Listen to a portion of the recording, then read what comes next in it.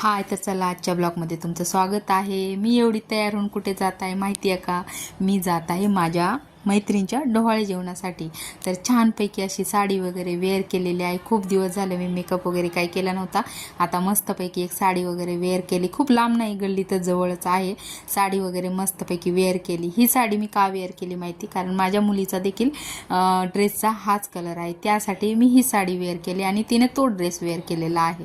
तर असं सिंपल केस वगैरे बांधून विचारून अशी मी तयार झालेली आहे. जास्त पण काही मेकअप केलेला नाही आहे, माझा एवढाच मेकअप असतो. तर बघा मला साडी कशी दिसते तुम्ही नक्की सांगा. माझा मेकअप असा सिंपल कसा वाटतोय, छान वाटते का मला नक्की सांगा. आणि तुम्हाला मी आता डोहाळे जेवणाच्या तिथली सगळी संपूर्ण तयारी दाखवते. तुम्हाला तिथली तयारी कशी केलेली आहे डोहाळे जेवणासाठी ते तुम्हाला दाखवते. तिथं काय काय आहे, जेवणासाठी काय काय मेनू केलेले आहे ते देखील सगळे तुम्हाला मी दाखवते.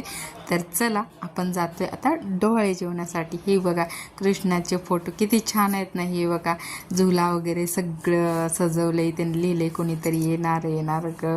किती छान सजवलं ना. हे गाय वासरू किती मस्त वाटते ना. बघा ना इकडे फ्लावर्स वगैरे किती छान. आणि ही आहे मेन माझी फ्रेंड, हिचं आहे डोहाळे जेवण म्हणजे उत्सव मूर्ती ही आहे. किती छान दिसत आहे ना. ही मस्त नजर नको लागायला तिला.